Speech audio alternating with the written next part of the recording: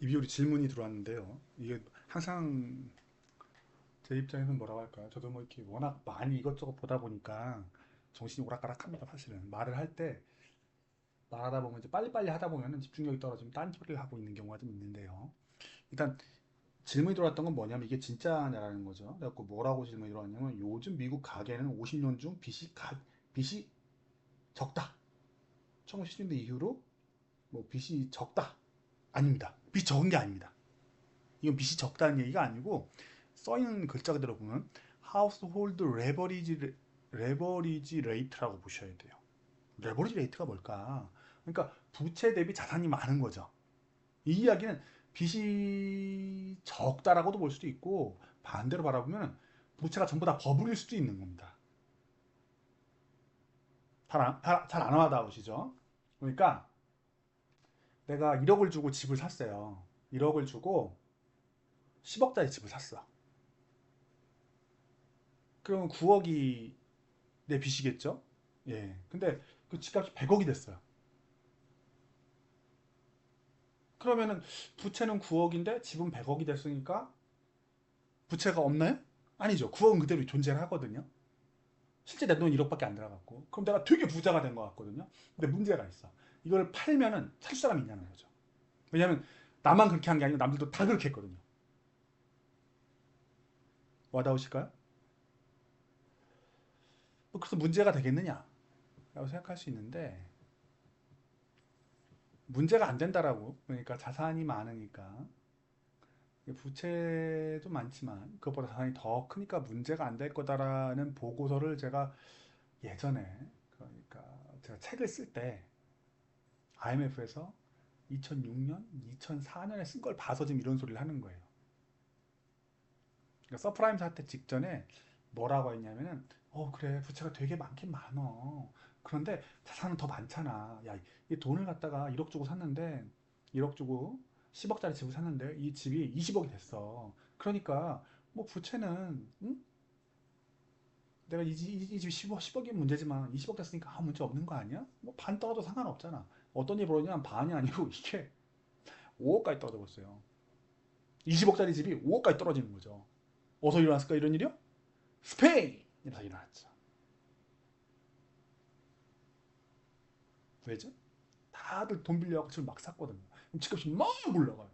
그러면 막 다들 막, 오, 내가 빚낸 거보다 집값이 올랐으니까 좋아, 와, 내가 빚낸 거보다 집값이 올랐으니까 좋아, 와, 하는 게 누구죠? 일본이에요, 일본 옛날에. 자산 가격이 높으니까 이 부채가 문제가 없지 않느냐. 다시 생각해 봅시다. 미국 집값이 엄청 많이 올랐거든요. 정말 어마어마하게 올랐어요. 한국은 뭐 비교한 적 많이 올랐고요. 주식은 더 많이 올랐죠. 주식은 GDP의 200%예요. 거의 광기죠. 미쳤다고 저는 생각을 하는데 지속 불가능하거든요. 뭐 당장 무슨 문제가 생기진 않을 거예요. 200%니까 괜찮은 건가요? 주식을 더 빚내갖고 샀는데 200%까지 GDP 200%까지 올랐으니까 괜찮을까요? 아니죠. 장기 평균 돌아갈까 봐 되게 겁나는 상황이라고 생각해야 되겠죠. 금리가 예전에는 금리가 제로였으니까 200 GDP 200%까지 올라도 괜찮아 이렇게 얘기가 있었거든요. 근데 지금 금리가 10년물 금리가 4.5, 4.7 먹이래요. 근데 아직 200%더 높아. 사람들 이것보다 더 높아질 거라고 생각하고 있어요. 지금 예상을 하고 있고 기대를 하고 있거든요. 그럼 이게 정상이고 괜찮은 거냐? 아니에요. 장기 평균에서 매우 많이 벗어나 있는 상황이에요. 미국 집값은요? 매우 많이 역시 벗어나 있어요. 그럼 뭐죠? 다 너무 매우 매우 매우 비싸요. 미국 가격으로 되게 건강한 거냐? 잘 모르겠어요. 빚이 없는 거냐? 절대 그렇지 않아요. 부채는 어마어마하게 많아. 근데 뭐죠? 자산 가격은 더 어마어마하게 버블이 껴 있어요.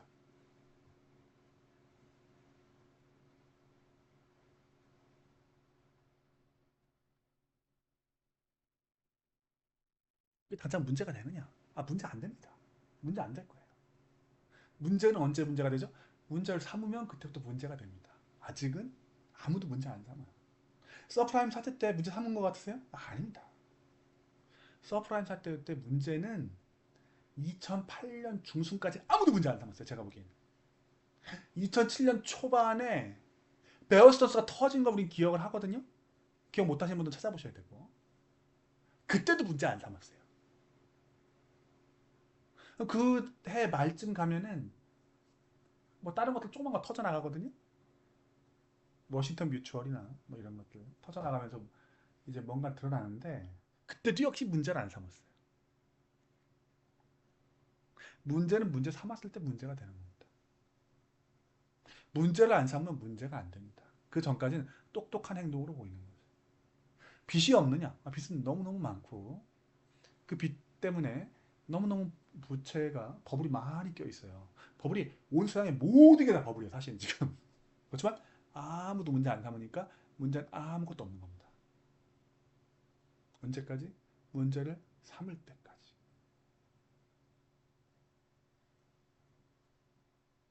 문제를 삼기 전까지는 유동성이 넘쳐나고 돈이 넘쳐나니까 예를 들자면은 영화 빅숏이라는 게 있죠. 한번 보세요. 보시면 거기 그 어디야 거기가 미국은 플로리다 있죠. 플로리다 주에 가가지고 그 걔네 미국 망하는 거에다가 베팅하는 팀이 플로리다에 있는 주택들을 보고 오거든요. 거기 보면 막 그 수영장에서 악어가 막 헤엄치고 있는 게 나와요.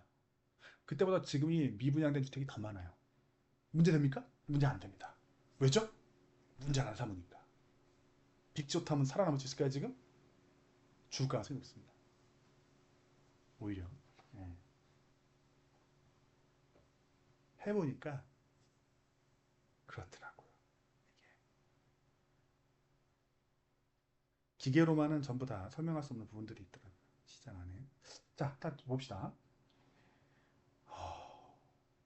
그 당시, 그러니까 2004년, 5년, 6년, 7년에 IMF에서 나온 보고서를 보게 되면 유럽이 많이 들어가 있었는데, 그 당시에는. 미국은 아예 뭐 문제도 안 났고. 유럽도 똑같습니다. 미국이랑. 유럽도 부동산 엄청 많이 막 박살이 났었거든요. 그 후에 걔네 국가부채 위기까지 번져나가면서 더 문제가 됐었는데 뭐라고 하냐면 자산 가격이 높으니까 가계의 높은 그 대출 이런 것도 크게 문제가 안 될 거야 라고 이야기가 되었었죠. 근데 문제는 그쪽이 문제가 아니고 진짜 문제는 제가 책을 썼을 때 그렇게 적었죠. 이 대출을 돈을 끌고 왔는데 돈을 어디서 끌고 왔는가가 보통 문제가 되더라고요. 그럼 미국 사람들 저기 레버리지 비율 나오는데 저 돈을 어디서 끌고 왔는가 문제가 됩니다. 여기서 근데 문제는 그게 문제가 아니고 하우스홀드 레버리지 비율이라 레버리지 레이트라고 그러니까 편티지 나오잖아요. 저 하우스홀드 레이트를 저까지 끌고 내려간 돈들 중에 저게 그러니까 자산 가격을 위로 올린 가격들 중에 저기에는 외국인 돈이 엄청 많이 들어가 있어요. 그러니까 상황이 약간 변했거든요. 잘 안 와닿죠. 테슬라 3배짜리를 우리나라에 많이 샀어요. 엔비디아 3배짜리요. 그 테슬라하고 엔비디아 미국에도 주식 들고 있었거든요. 그래서 걔들은 부채가 많지만 테슬라와 엔비디아 주가가 많이 올라갔으니까 문제가 없어 박수치고 있거든요. 근데 그 주가를 밀어올린 게 한국의 동학개미들이 가가지고 테슬라 엔비디아 3배짜리 레버리지를 막 사가지고 주가를 막 끌고 다니는 거였어요. 좀 와닿으실까요?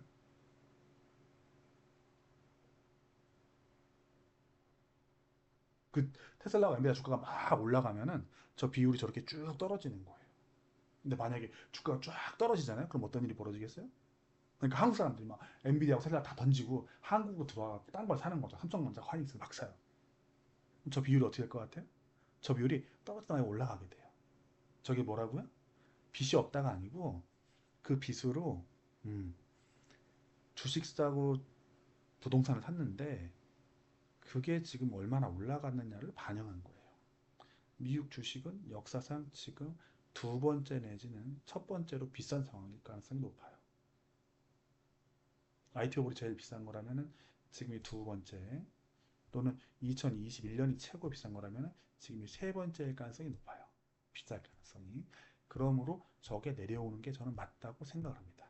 그리고 이 표도 아마 정말 옛날 이렇게 서 이렇게 그려졌을까요? 아닐 거예요 아마. 그 후에 뭔가 바뀌었을 거예요. 그전엔 이거 별로 문제 안 된다고 분명히 그랬을 거예요 아마. 아예 보고서가 문제 안 된다고 했었거든요 그전에. 데이터는 뒤에 가서 수정이 돼요. 어떻게 통계 만드는가에 따라 다르기 때문에 이 표도 전 못 믿겠어요 사실은.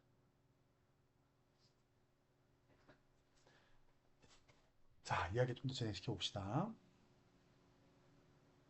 바보 같은 짓은 자기 부채가 있는데 그 부채가 대비로 자산을 많이 갖고 있다라고 자기가 안전하다 생각하는 건 되게 바보 같은 짓이에요. 근데 미국이 하나 변한 게 있어요. 하는 게 변한 게 있는데 우리도 비슷하게 변하게 했는데 뭐냐면은 단기로 옛날에 돈을 빌렸거든요. 저 서프라임 사태 때는. 근데 지금은 장기로 돈을 빌렸어요. 요거는 확실히 변했어요. 단기로 돈을 대출했었고 그 당시에는 많이들. 근데 지금은 장기로 대출을 해갖고 쉽게 안 무너지는 구조로 바뀌었다는 거. 이제 그거는 좀 확실하게 변화가 있습니다.